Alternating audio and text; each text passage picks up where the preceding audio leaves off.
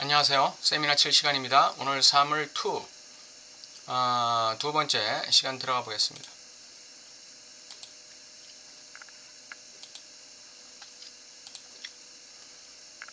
프로이드는 심리학이 본능의 지배와 함께 도덕적 행위자의 중요성도 촉진했다고 합니다.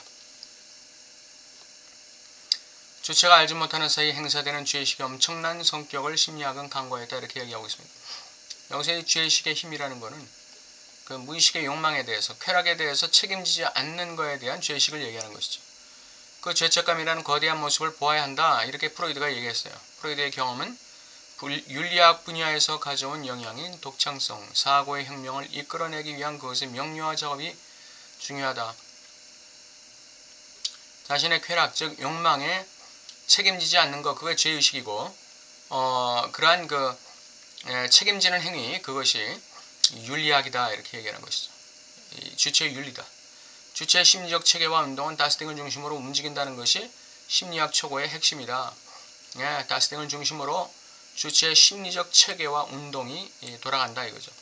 정신 조직이 시작되는 시점에 다스팅은 프로이드가 우리에게 보여주는 표상의 전체 운동이 신경장치의 기능과 관련된 규제 원칙, 소위 쾌락 원칙에 의해 돌아가는 이상한 특징으로 제시되고 고립된다. 이 다스팅이 이게 근원입니다. 원천입니다. 다스팅에서 표상이 뜨고, 표상은 우리의 신경장치에 영향을 미치는 것이죠. 영향을 미쳐서 다스팅을 추구하는 운동을 하게끔 만드는 것입니다. 그럼 이 신경장치가 쾌락, 불쾌를 관장하는 신경장치가 운동 뉴런을 자극해서 대상을 지향하는 운동을 하게 하는 것이죠. 근데 그 전체를 갖다 규제하는 게 쾌락 원칙이다 그랬습니다. 쾌락 원칙. 쾌락을 지향하는데 불쾌가 다가오면 안 되잖아요. 그러니까 쾌락 원칙이 그 운동을 전체 시스템과 운동을 규제하는 것이죠. 25년에 프로이드는 페아나이농 부정에서 다스팅을 다시 발견한다. 이것은 결정적인 수수께끼이기 때문에 본질적으로 가정해야 하는 공식에서 발견된다. 이게 가정되는 것이죠. 다스팅이라는 건 가정되는 것입니다. 이거는 수수께끼예요. 사실상 다스팅은 대상에 대한 인간 주체의 방향을 설정한다는 것을 다시 찾으려는 충동과 동일시되어야 한다. 다스팅이라는 것은 대상에 대한 인간 주체의 방향을 설정하는 것. 다시 말하면 대상을 향한 인간 주체의 특별한 운동을 추진하는 것. 이것을 회복하려는 충동과 동일시되어야 된다. 다스팅. 그러나 이 대상이 프로이드에 의해 어디에도 명시되어 있지 않다. 이걸 락강이 프로이드의 지문에서 이 원리를 찾아낸 것이죠. 우리는 이 대상을 잃어버린 대상으로 규정하는 편이 낫다. 가정하는 것입니다. 잃어버린 것으로. 그렇다면 내가 언젠가 가졌다는 얘기가 아니겠어요? 근데 우리는 이 대상을 결코 가져본 적이 없어요. 그러니까 결코 사라진 적이 없는 것이죠.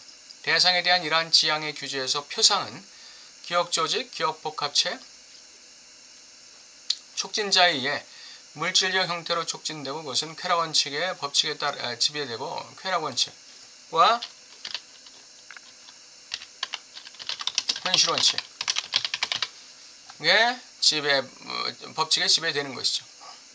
이 물질적 형태로 촉진된다는 것은 상징 세계에서, 현실 세계 속에서 추구된다는 것을 얘기하는 것입니다. 잃어버린 대상을 지향하는데, 그 지향은 이런 기억 조직이나 촉진자에 의해서 현실 세계에서 현실 원칙과 쾌락 원칙의 지배를 받아서 물질적 형태로 촉진된다. 그러니까 눈에 보이는 대상을 추구하게 된다는 것이죠. 쾌락 원칙은 대상 탐색을 지배하고 대상과의 거리를 유지하는 우회로를 부과한다. 깨리르, 검색하다. 이 우회로는 시르카, 디투어를 의미한다. 대상을 탐색하고 검색하는 것은 우회적으로 하는 것입니다. 우회적으로 하는 거예요. 왜? 대상은 어떤 것이죠? 이 성격상 잃어버린 대상으로 규정된 어떤 거예요. 그러니까 상상 속에 있는 것이죠. 환상 속에 있는 것이기 때문에, 애매한 것이기 때문에 알 수가 없는 것이죠. 그래서 이 검색은 일정한 거리를 유지할 수밖에 없는 거예요. 우회로를 부과할 수밖에 없는 것이죠. 표상에서 표상으로 양의 이동은 항상 그것이 중력을 받는 것으로부터 일정한 거리에서 검색을 유지한다. 예. 다스팅으로부터 일정한 거리를 유지하면서 검색을 유지하고 표상에서 표상으로 쾌락의 양이 이동되는 것이죠. 리비도가 이동되는 거예요.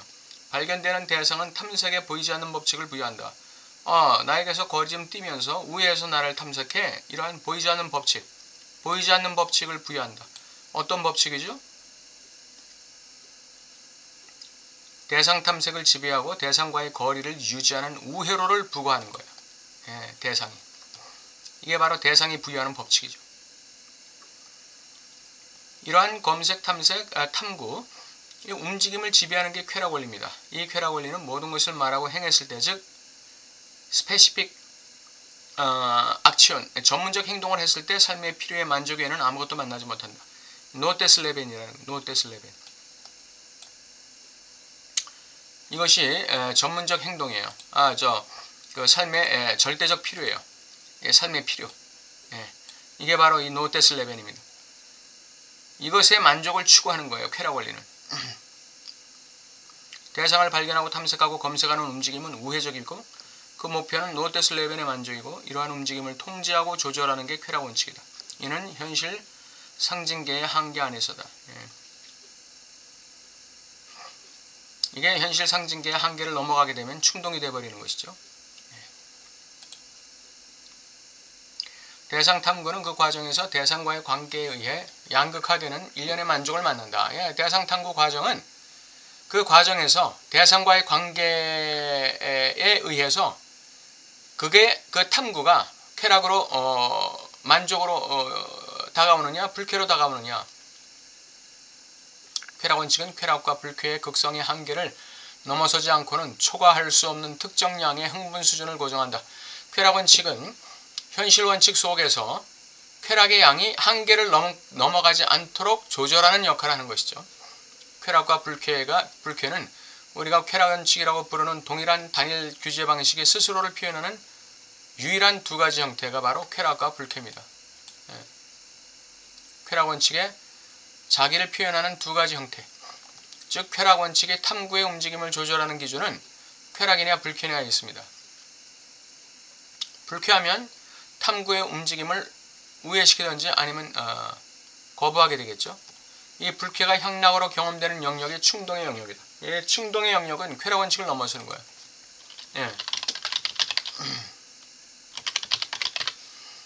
충동의 영역은 쾌락 원칙과 현실 원칙을 넘어서는 거예요. 이 한계를 넘어서는 것입니다. 그런데 쾌락 원칙 자체는 이 한계 안에서 쾌락이 유지되게 만드는 것이죠. 쾌락과 불쾌의 양은 채널의 폭, 주어진 유기체가 지탱할 수 있는 개별 직경에 의해 규제된다.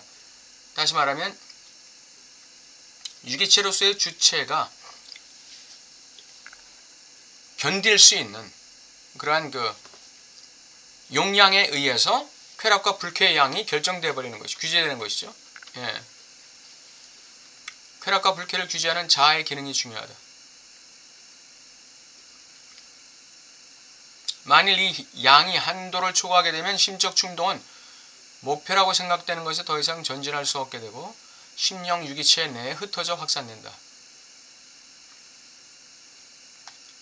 쾌락과 불쾌를 규제하는 자아의 기능이라고 그랬어요. 이 자아의 기능, 요 쾌락 불쾌를 규제하는 자아의 기능은 쾌락 원칙, 무의식적 쾌락 원칙의 지배를 받게 되는 것이죠. 이 자아의 기능이 쾌락 원칙의 지배를 받게 되는 거예요.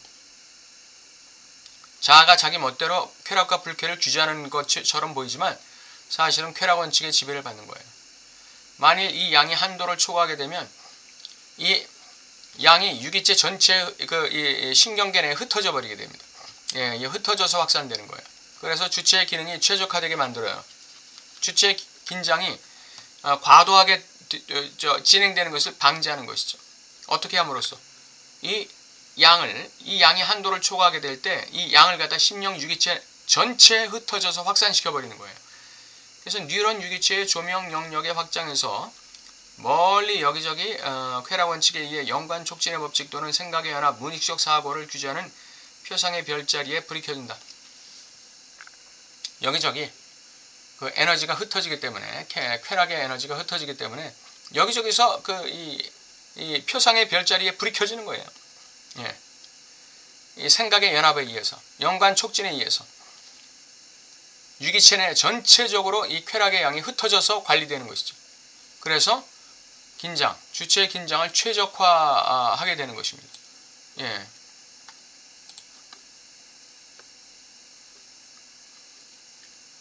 이 쾌락 원칙의 한계에는 이름이 있는데 이것은 프로이드가 말하는 쾌락 불쾌의 양극성 이상의 것이다.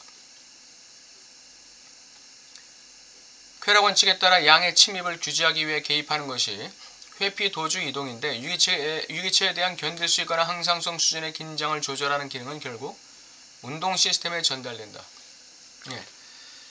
쾌락 원칙에 따라서 쾌락의 양이 과도하게 침입하게 되면 이거를 규제해야 돼요.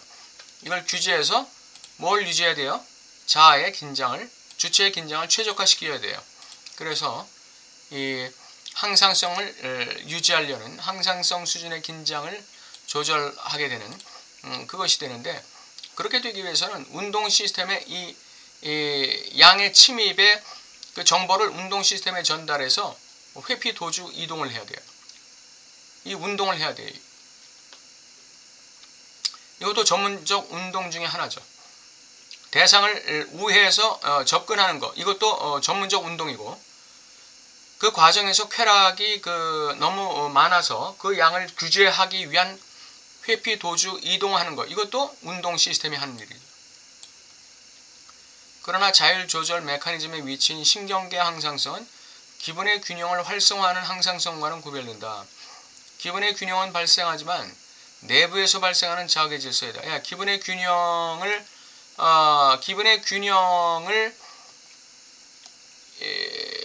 활성화하는 것은 이건 내적 자극이에요. 내적 자극. 기분의 균형을 활성화하는 것, 항상성을 유지하려는 것, 이거는 내적 자극이에요. 그것이 프로이드가 표현한 방식이에요. 특정 자극은 신경계 내에서 발생하며 그는 이를 외부 자극과 비교한다. 그러니까 요 자율 조절 메커니즘이 민 신경계에 접수되는 그 자극은 외적 자극과 연관되는 거예요.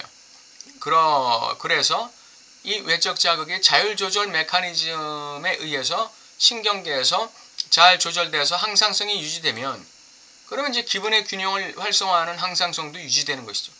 근데 여기 자율 조절 메커니즘, 여기서 펑크가 나버리면 기분의 균형을 활성화하는 항상성도 펑크가 나버리는 거예요. 그래서 감정 기복이 생기고 정서가 불안정하게 되는 것이죠. 신경계 항상성이 유지되면 자극 질서에 따라 기분의 균형도 유지된다. 신경계 항상성에 영향을 미치는 내적 자극은 언어상정 기표다. 이게 외적 자극과 비교되는데, 이 외적 자극을 항상성을 수용해서 항상성을 유지하기 위해서는 이 내적 자극인 언어상징 기표의 힘이 필요한 거예요. 그래서 이 상징의 힘이 여기서 또 중요하게 되는 것입니다. 프로이드는 대부분의 경우 통증 반응은 이 심리적 통증을 얘기하는 것이죠. 이 심리적 고통을 얘기하는 건데, 이것은 운동 반응, 즉 도피 반응, 도주 반응, 또 무슨 반응이라고 그랬습니까? 이동 반응. 이것이 불가능하다고 느껴질 때, 이게 불가능하다고 느껴질 때 여기서 통증이 오는 거예요. 고통이 오는 거예요. 그 이유는 자극, 흥분이 내부에서 오기 때문이다. 그 절망감, 그 막다른 골목에 처했다는 그 좌절감, 이것이죠. 결과적으로 통증과 운동 반응의 관계 사이의 근본적인 상동성을 지적하기 위해 통증과 운동 반응 사이에는 이 상동성이 있어요. 통증을 관리하고자 하면 반드시 운동을 통해서 이 통증을 어떻게 해야 됩니까? 규제해야 되죠. 통제해야 돼요. 이 도피를 통해서. 그런데 이게 불가능하게 될 때, 소위 말하는 우리가 이 통증 반응이 오는 것이죠. 이러한 소위 미끄러짐이 존재하는 것으로 보인다. 척수, 골수 조직에서 통증의 뉴런과 축삭은 특정 뉴런, 그리고 토닉 모터 시스템의 축삭과 같은 위치에 공존한다. 운동 뉴런과 운동 축삭과 이 통증 뉴런과 축삭은 같은 위치에 공존하는 거죠. 통증의 양면성, 참을 수 없다는 사실에서 기인하는 통증이 있는 반면, 이 통증이 수술이나 치료에 의해 억제되거나 제거되었을 때, 상징에 의해서 수술을 받거나 상징에 의해서 치료되어서 이 통증이 억제되거나 컨트롤 되었다고 느낄 때 나타나는 통증도 있다는 거예요. 이것이 주의상스로서의 통증이다. 그러니까 수술 받을 때 우리 아프잖아요. 또 그 회복될 때도 아프고 치료 받을 때도 아픕니다. 예, 상처가 난 것도 아프지만 상처를 째서 그 소독하는 것도 아픈 것이죠. 고통은 존재의 영역에서 살아있는 존재가 탈출할 가능성이 없는 바로 그 한계로, 그 한계에 부딪혔을 때 열리는 장으로 생각해야 한다. 이게 바로 마조히즘적 고통이에요. 마조히즘적 주의상스, 마조히즘적 고통. 예, 이게 이 피학적 고통이죠. 이게 충동의 고통이에요. 예, 충동은 대상 주의를 돌고 다시 주체의 결여로 돌아온다고 그랬죠. 주체의 결여를 만나면서 다시 마조히즘적, 피학적 주의상스를 경험하면서 다스노이의 수오브젝트, 새로운 주체로 바뀌는 것이죠. 오늘 3월2, 다스팅2, 오늘 첫 번째 시간을 이렇게 해서 마치도록 하겠습니다.